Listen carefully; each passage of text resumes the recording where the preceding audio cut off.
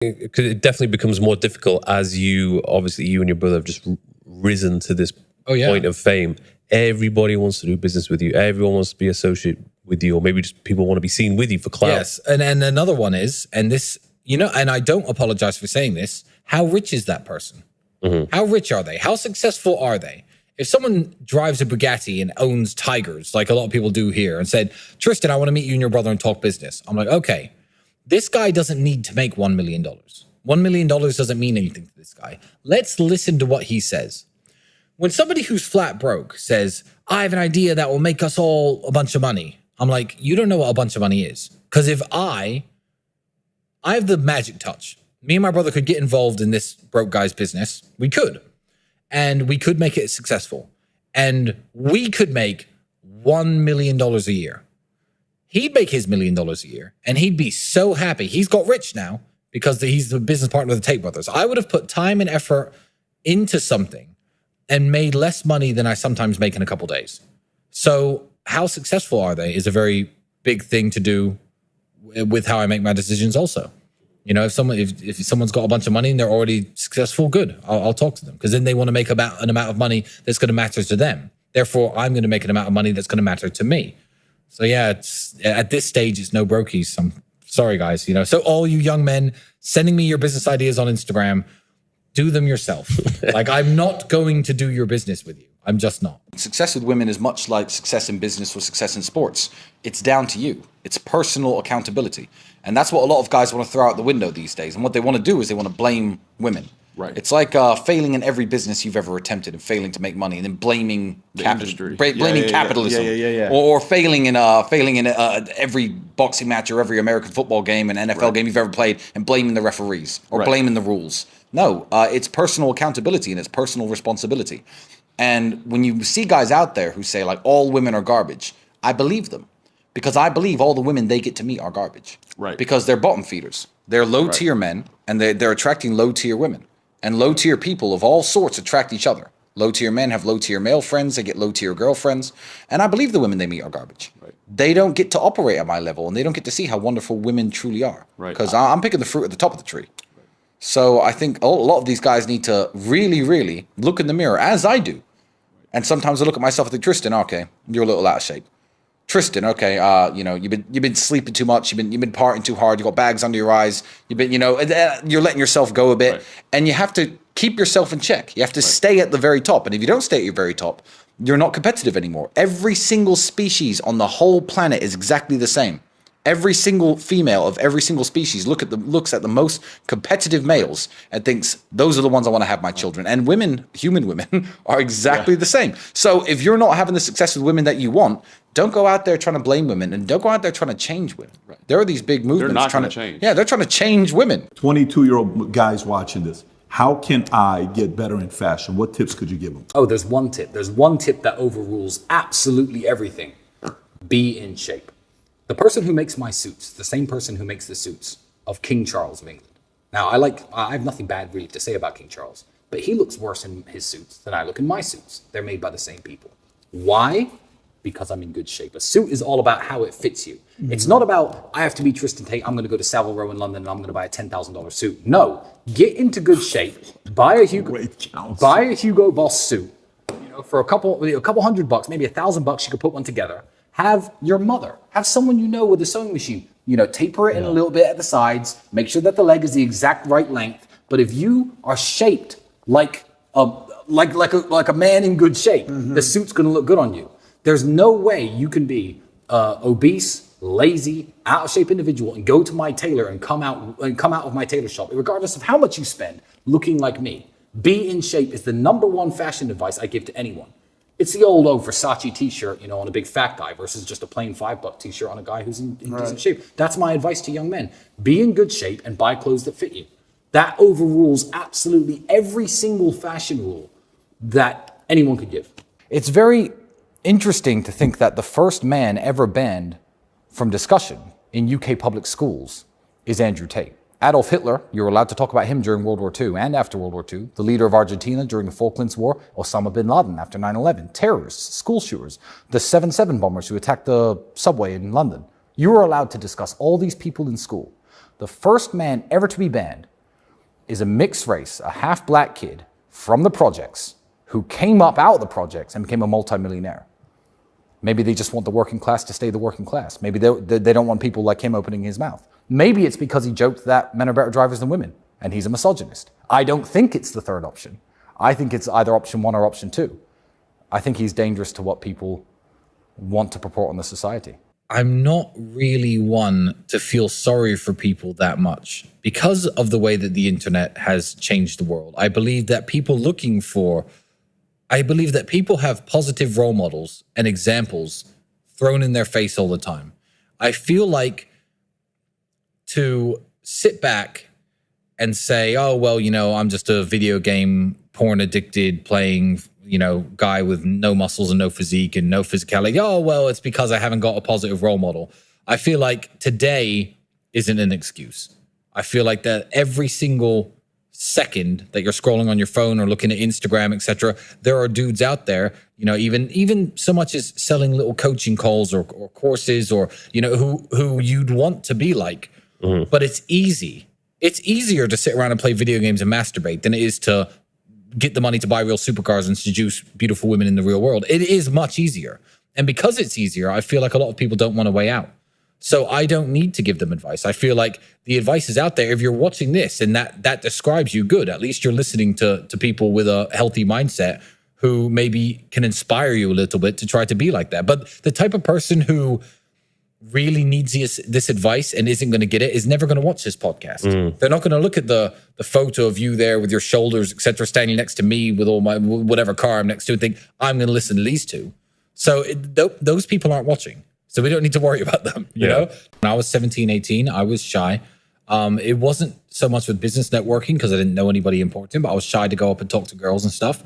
And without the internet and without dating apps and all the little cheat codes that shy people use and men use now, they're crutches that people lean on, I just understood I'm not going to ever get laid if I don't go up and talk to that girl.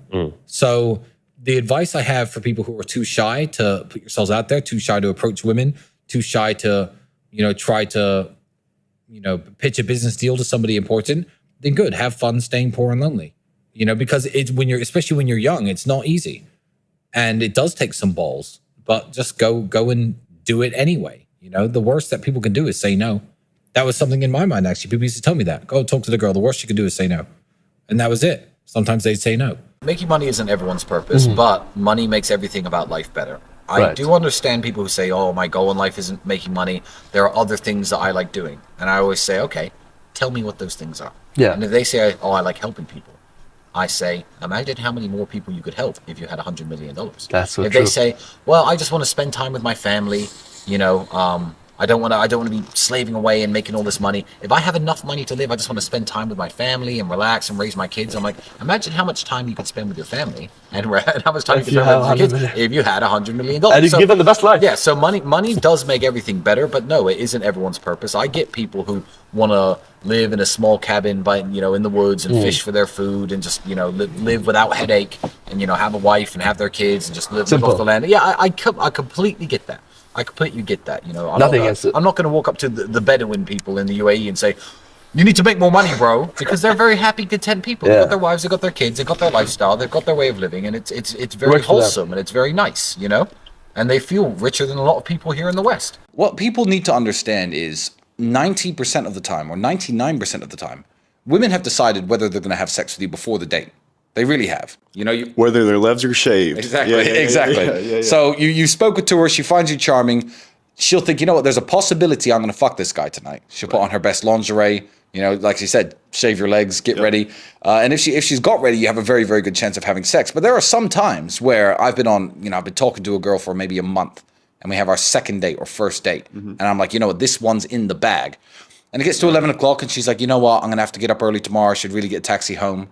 I'm the least pushy man. There's nothing attractive about being pushy because you don't understand her. Maybe she's on her period and she doesn't want to have sex with you. Maybe it's vulgar to a lot of guys listening or you don't want to hear, but maybe she's on her period. It's that time of the month and she thinks, you know what, I'd love to fuck Tristan, but I'm just not going to do that tonight in his house. I'd be embarrassed. I'd be ashamed. Me being pushy is just going to undo the month of hard work that I've done being charming and being nice and being kind because I'm not getting laid.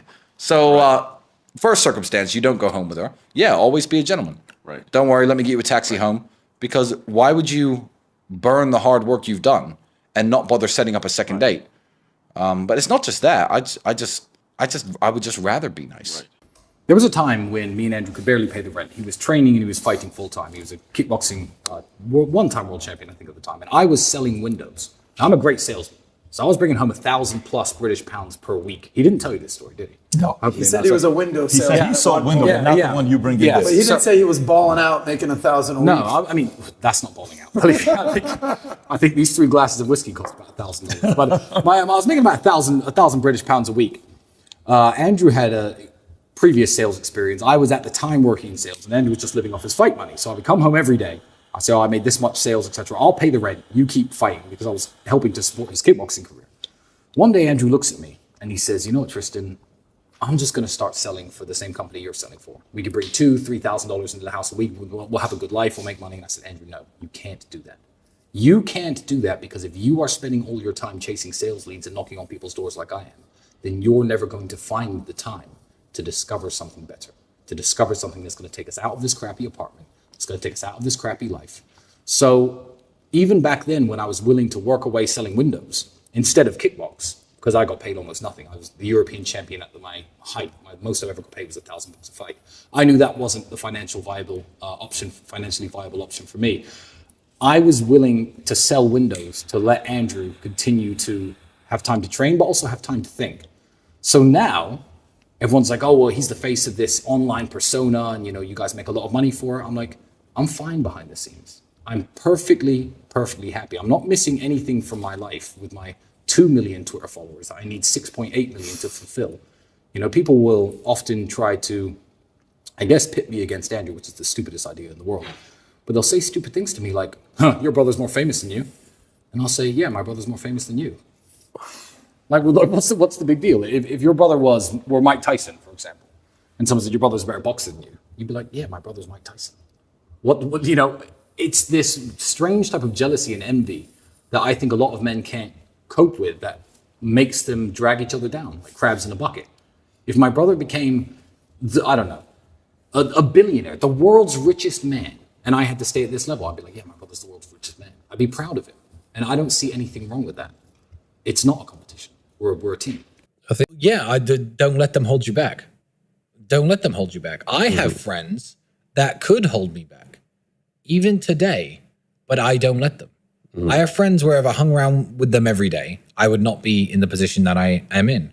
I've certainly had women in relationships where if I did whatever she wanted, I would not be where I am today. Even little things. Sometimes you wake up at 7 a.m., you want to be in the gym by 8. She starts, reaching down your pants and stuff. It's just like, sometimes just get up, say no, hit the gym, have your shower, tell her you'll see her tonight, and get to work. As opposed to, okay, all right, fine. One more round, then it's 8 o'clock, then a little nap, then it's 10, then it's, oh, do you want breakfast? Oh, yeah, I'd love it if you make me breakfast. Then it's 11, nothing productive has happened. Exactly. You have to be the man in your relationship. And if you're the man, you do what needs to be done, not necessarily what you want to do. So I'm not saying you have to break up with your girlfriend. I'm saying you have to change the dynamic. She's not the boss of you, even when things are pleasurable and nice. Because believe me, if I could be in the exact same physical condition, in the exact same financial condition, and all I had to do was lay around on my couch with beautiful women watching Netflix and getting blowjobs, believe me, I'd do that. But you can't. No. That isn't an option. So, don't let your girlfriend make you feel too comfortable, and just don't fall into the trap of enjoying it too much and enjoying the pleasure too much. Make room in your life for the discomfort. Your special gift is you've mastered the art of not giving a fuck. Yeah. So what is that all about? Well, I'd say it's not giving a fuck in the way that, because I know people who don't give a fuck. Their life sucks. They don't work out. They don't care about their own health, happiness, wealth, work. Not in a degenerate, I'm a bum kind of way. I'll give you a better example, because I know exactly what he means. I feel like, because I am his younger brother, every great general who sits at a table with his staff needs that one fearless guy with him. He needs people who preach prudence and being careful. And we have those people, believe me. They're very, very loud in our ears every single day since getting out of jail. But you know, if you're a great samurai general and you're sitting around the table, you also need that one guy who says, okay, there's 10,000 of them, there's 5 of us, okay, let's just go. It's more fearlessness than not giving a fuck. If I had played things my way since getting out of jail, me and Andrew would probably be back in jail right now. I'm censoring myself on this podcast, but the first day I got out, I thought, you know what, screw it. Let me just put a camera on, just tell the whole world what's going on, let them take me away live on stream. That's me. So luckily he keeps me in check, but also I feel like I can inspire him to make a few bolder and braver decisions in life because of my counsel.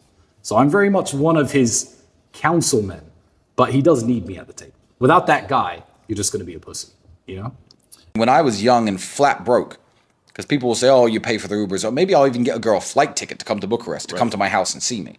And people will say, that's simping. I'm like, well, you know, for the price of the flight ticket, you don't know what I'm getting. Right. But when I was young and broke, there was obviously no gold digging involved. I didn't have, I slept on a mattress on the floor. But if a girl was coming around to see me at night, I'd pay for her taxi. My last 5, 6, 7 pounds, because, you know, it's £7 and I get 8 hours of entertainment. Right. So, again, it's a very fair exchange of value. And I think that if you want to act tough and, you know, hold frame and ask a girl to split a bill or, you know, make a girl pay for her own taxi and don't even offer, if she does go to bed with you, she's a low quality woman. She's just some dickhead hoe who'll do anything for dick. Right. And, you know, some guys may get laid that way, but you certainly wouldn't with the quality of women that I hang out with. Have you got any advice for 21-year-olds who, I guess, seem pretty lost and they don't really know which direction to go in? What would you offer to those guys in terms of advice? Oh, I've got loads of pieces of advice. Loads. If you don't know what to do, don't go to university. Yeah. That's the first thing. If you know what you want to do and you need a university degree to do it, then obviously pursue that. If you don't know what you want to do, going to university is going to burn 3 or 4 years of your time and likely get you into a bunch of debt and a bunch of trouble that you don't need. If you don't know what you're doing, avoid university. Step number 1. 2, young men who are lost. What can I say? Don't waste... don't waste time. Yeah, don't waste time on frivolous pursuits. Stop trying to live like the man unless you've actually become the man first. And that means women. Stop trying to get laid all the time and get beautiful women. Because if you are a nobody, the time and effort it's going to take into convincing a really beautiful woman to go to bed with you is much less time than it would take me or Mike, because we are a somebody already. So you're burning your hours. Don't chase women too much. Don't chase having fun too much. Don't chase clout too much. Don't try to be seen in cool places that you can't actually afford to be in. You know, Dubai is actually a very interesting example of this. I'm going to go off on a bit of a tangent here, but that's all good advice. It's simple. Dubai is a very good example of this because Dubai is a place where people can look like they're doing something big when they're doing absolutely nothing at all. Mm-hmm. There are hotels in Dubai, like the hotels I stay at, that are 1, 2, 3 grand a day, 10 grand a day. They do exist. And there are also hotels in Dubai up near the old town where, you know, the laborers and the workers stay that cost $35, $40, $50 a day. That does happen. You could fly to Dubai, and people do this. Men do this with no money because men don't have the ability to just, you know, hit dating apps in Dubai and live the good life. They come to Dubai with their friends. They have no money in their pockets. They have a nice shirt that they'll wear, fine. And they'll take a taxi from their really cheap hotel down to downtown, picture in front of the Burj Khalifa, click, picture in front of a Lamborghini, click. Now they're a guy with a picture in front of a Lamborghini in Dubai. They're a guy who hangs out in Dubai now. He's at the Burj Khalifa. He makes less than $1,000 a month, probably. You know, people do this. They literally clout chase based on location. And that is the biggest waste of time that I've ever heard of. You know, go on a vacation within your budget and have fun with your friends, by all means, and take your mind off trying to be somebody. But yeah, people pretend too hard today. And the effort it takes to pretend short term will make you look richer or cooler or more successful than you are. But if you take all the time that you spend pretending and actually invest it into trying to become what you're pretending to be, you'll get there. But it will take, again, 3, 4, 5 years, and people don't want to do it. 2-year-old guys watching this, how can I get better in fashion? What tips could you give them? Oh, there's one tip. There's one tip that overrules absolutely everything. Be in shape. The person who makes my suits, the same person who makes the suits of King Charles of England. Now, I have nothing bad really to say about King Charles, but he looks worse in his suits than I look in my suits. They're made by the same people. Why? because I'm in good shape. A suit is all about how it fits you. It's not about, I have to be Tristan Tate, I'm going to go to Savile Row in London and I'm going to buy a $10,000 suit. No, get into good shape, buy a Hugo Boss suit, you know, for a couple $100, maybe $1,000, you could put one together. Have your mother, have someone you know with a sewing machine, you know, taper it in a little bit at the sides, make sure that the leg is the exact right length. But if you are shaped like a man in good shape, the suit's going to look good on you. There's no way you can be obese, lazy, out of shape individual and go to my tailor and come out of my tailor shop, regardless of how much you spend, looking like me. Be in shape is the #1 fashion advice I give to anyone. It's the old Versace t-shirt, you know, on a big fat guy versus just a plain $5 t-shirt on a guy who's in decent shape. That's my advice to young men. Be in good shape and buy clothes that fit you. That overrules absolutely every single fashion rule that anyone could give. It's very interesting to think that the first man ever banned from discussion in UK public schools is Andrew Tate. Adolf Hitler, you were allowed to talk about him during World War II and after World War II. The leader of Argentina during the Falklands War, Osama bin Laden after 9/11. Terrorists, school shooters, the 7/7 bombers who attacked the subway in London. You were allowed to discuss all these people in school. The first man ever to be banned is a mixed race, a half-black kid from the projects who came up out of the projects and became a multimillionaire. Maybe they just want the working class to stay the working class. Maybe they don't want people like him opening his mouth. Maybe it's because he joked that men are better drivers than women, and he's a misogynist. I don't think it's the third option. I think it's either option 1 or option 2. I think he's dangerous to what people want to purport on the society. I'm not really one to feel sorry for people that much because of the way that the internet has changed the world. I believe that people have positive role models and examples thrown in their face all the time. I feel like to sit back and say, oh, well, you know, I'm just a video game porn addicted playing, you know, guy with no muscles and no physique and no physicality. Oh, well, it's because I haven't got a positive role model. I feel like today isn't an excuse. I feel like that every single second that you're scrolling on your phone or looking at Instagram, etc., there are dudes out there, you know, even so much as selling little coaching calls or courses or, you know, who you'd want to be like. But it's easy. It's easier to sit around and play video games and masturbate than it is to get the money to buy real supercars and seduce beautiful women in the real world. It is much easier. And because it's easier, I feel like a lot of people don't want to weigh out. So I don't need to give them advice. I feel like the advice is out there. If you're watching this and that describes you, good. At least you're listening to people with a healthy mindset who maybe can inspire you a little bit to try to be like that. But the type of person who really needs this advice and isn't going to get it is never going to watch this podcast. They're not going to look at the photo of you there with your shoulders, etc., standing next to me with all my whatever car I'm next to and think, I'm going to listen to these two.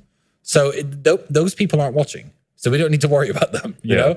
Different things work for different people. I think for that, as long as you're playing to your strengths, that's what you should do.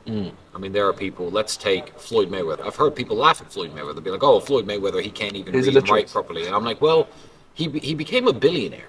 Still, so how dumb is he? If you're broke, saying, oh, Floyd Mayweather can't read or write, and he became a billionaire through not just fighting, but obviously owning his own promotions company, again, it's intellect applied to the real world. Does he have the same type of intellect as Elon Musk? No. Albert Einstein that once said, if you measure all the animals' intellect by their ability to climb trees, you'll have a goldfish in a bowl who will sit and believe his whole life that he's an idiot. You know? You're measuring people on different things. With the wrong tests. Yeah, so I mean, people like Floyd Mayweather, again, it's intellect applied to the real world. So how is he not smarter than some brokey sitting at home being like, Floyd Mayweather's dumb?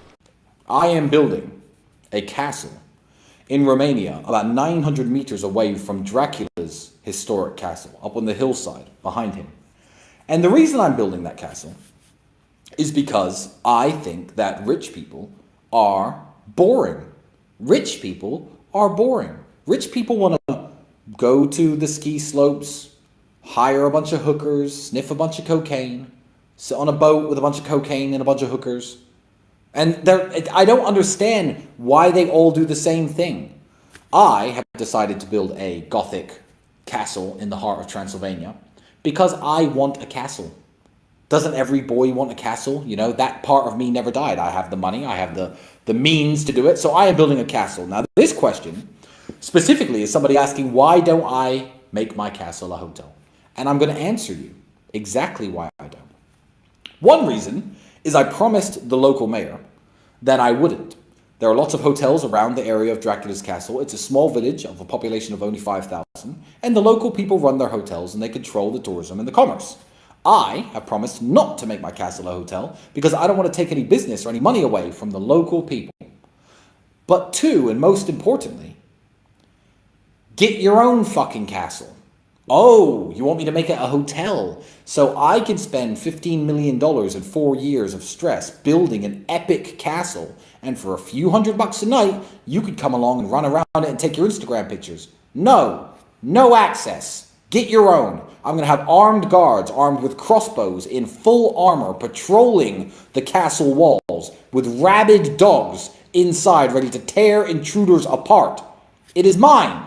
That's why I don't want to make it into a hotel, because I don't need anyone's fucking money. I don't need $1,000 a night, $2,000 a night. Oh, you want to have your wedding there? You want to shoot a music video there? How about build your own castle? Because mine is for me. I want to walk around butt naked, swirling a huge glass of brandy with 5 vampire girls all dressed up with their fangs on and shit. I don't even know what I'm going to do. I don't even know what I'm going to do. But I'm going to do it, not you. So no, my castle is not going to become a hotel.